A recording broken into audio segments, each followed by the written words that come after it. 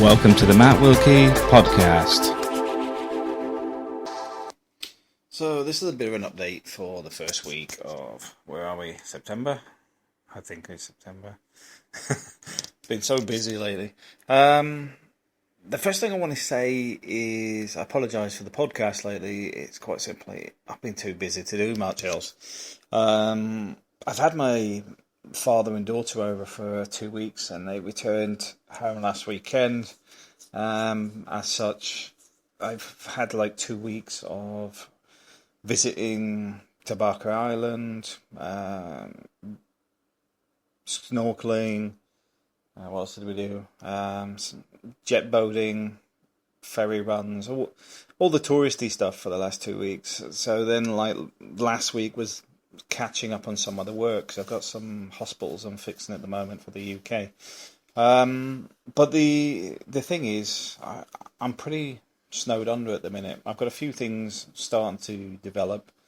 As such, I'm probably not going to be online as much as I would like to be on this channel, but I'll actually be busy elsewhere.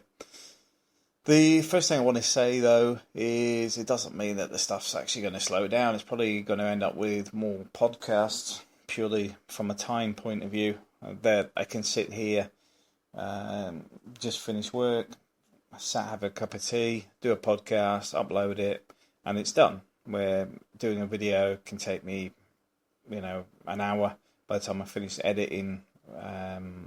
Plus, if I decide to do it outside, it's make sure I've got all the equipment set up for the sound. We get crosswind or something. It just makes it so much more difficult, which is something I don't really need at the minute. It's the time being wasted. But the solar panel on the van's done. I've actually wired it today, so I've now got a cool box running 24/7 in there now, because obviously it goes on to the night, and then runs off the battery during the day. It's got a blend of the 20, because the solar panel actually produces up to 20 amps. I'm finding that the cool box is taking up to 4 amps, which is a bit heavy duty. I might actually try and find one that uses less electric. But hey ho, it comes from Lidl or Aldi, so you get what you pay for. It works off the mains, it works off the van. It'll do for now. But yeah, got that wired in, got all the configuration right now, and the next stage is ripping out the back seat and starting to look at what we're going to do in there. I've had a load of drawings come from the UK relating to furniture designs for the van, because it's already got the templates for the measurements. So because I'll probably end up building these things. So that's an ongoing project which will carry on for the next however. Work-wise, I've got these projects running for this year, working with the NHS, but I've also got the expat services starting to take shape. The business cards were printed last week. We've got our first set of flyers getting made. Just talking to one of the guys that are doing the construction side of things, because we do the household renovations on top of the legal and general stuff. So we're looking at putting those on the back of the flyers, because you pay for both sides. Because obviously if you're going to pay for a flyer, you want to print it on both sides to actually get most value out of it. So that's going ahead at the minute. I've got a few videos to do for the legal side. I'm going to meet up with Andre and we'll sit and go through some of the stuff that expats need to know for Spain. We've also got a few things going on with Igor, because I need to spend a bit of time with him relating to some of the projects he's got going with construction, new showers, new bathrooms, fitting their air conditioning, etc. So we can actually put some stuff together as a bit of a portfolio to go with the website. Andy's coming on board as well, which means we've actually got a web developer and web designer on our team. So the Spanish stuff's developing quite well. Now, I know a couple of people have asked about the English school. How's that going? Well, the reality is that the course is pretty much done. The website is still about 85% there. Because once the configuration's done on that, it's basically the courses will be added afterwards. But the next stage, which is where we're nearly at with Mark's actually out in the Philippines at my place in Minglanilla, was actually assess how much money he could actually make inside English teacher, and he's been teaching English in Vietnam and other places before, but it's the first time he's done it online, and he's already hit his target. Now, what's his target, you're probably wondering? Well, part-time, he's making $1,000 a month, because the idea being is we get Mark stable and we'll start to develop things from there. Also got one of our other teachers that's developing some of the other projects relating to courses. He's actually put his first 3 courses online for sale. I think was it Udemy or whatever it's called. He's selling some of his courses already, and he's already getting some sales on that. So that's working. It's showing that there's opportunity in more than one direction. The YouTube stuff, obviously on the English stuff, I simply haven't had time to do. It's not the priority right now. I need to get all these other bits and pieces done first. What else has been ongoing? Well, the school holidays are nearly over, which means we have a bit more free time to, because obviously with the kids home, you spend a lot more time doing family things like this, being at the beach for snorkeling and things. But once the kids are back at school, well, I think we'll be doing a bit more. But everything's starting to come together. The biggest problem is it's all starting to move at the same time. One of the problems I've had this week is I've had to order a new alternator from the UK. I don't know if you've seen the solar video, but we actually thought there was an issue with the charging, and it was correct. And it was one of those I can't believe they did it type things, because once we checked the alternator, we discovered it was for a Renault. Yeah, I can laugh now, but the reason the problems with the fan belts and the charging is it's not designed to fit it. So I've got a new one coming from the UK, so that'll be up and running.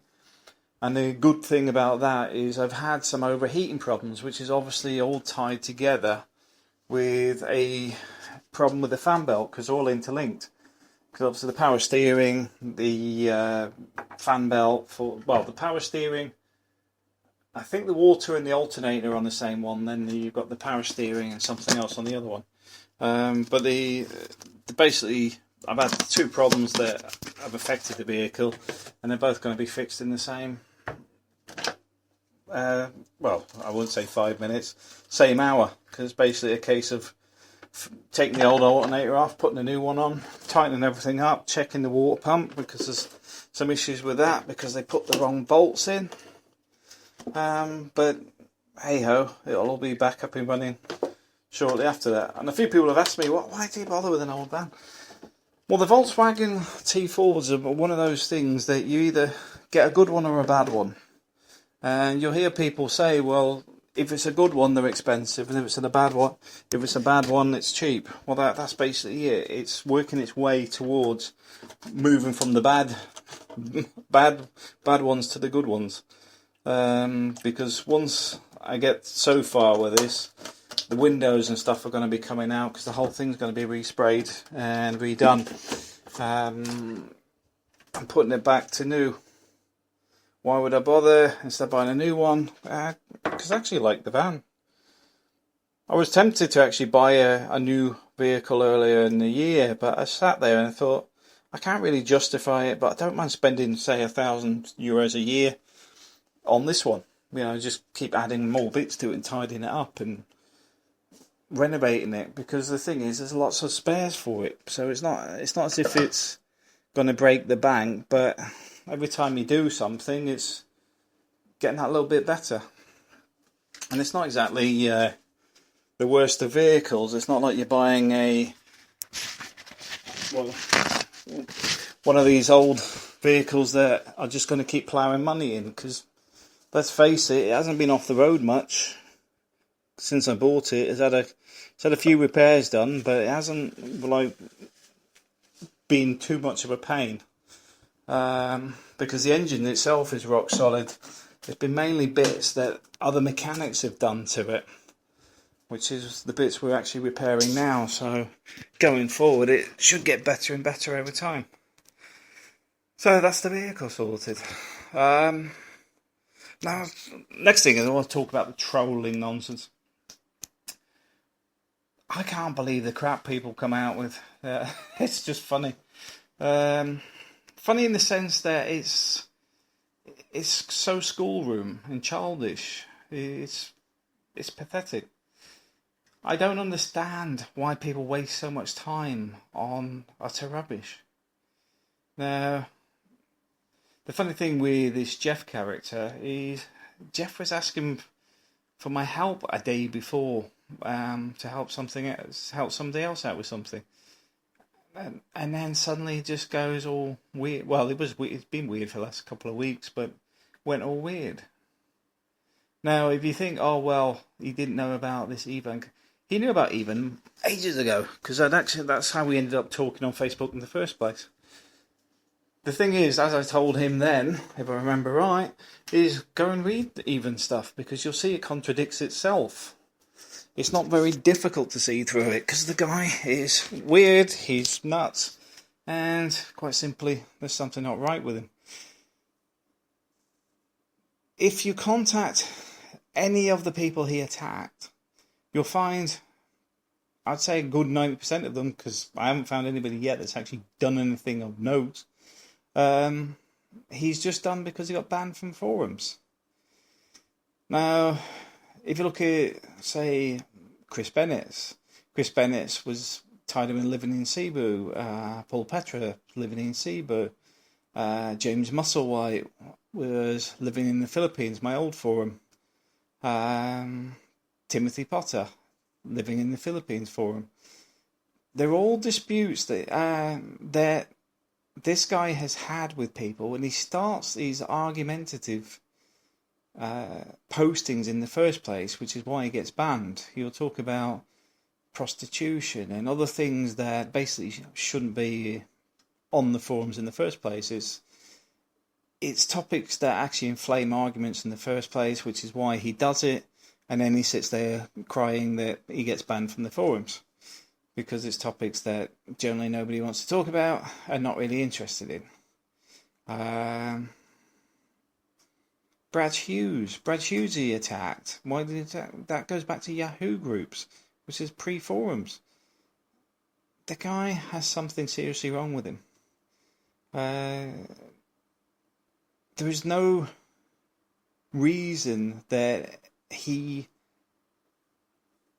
anybody in their right mind would do this, especially for the amount of time he's wasted on this. You're not talking weeks or days, he's talking years of his life doing this stuff. Now, I could actually go into his own life, but I'm not getting into that trolley crap. At the end of the day, he is what he is. I mean, even the photos he's posting these days are still photos that he had when he was in Bohol, because he doesn't like his privacy being disturbed. Isn't that funny? Yeah.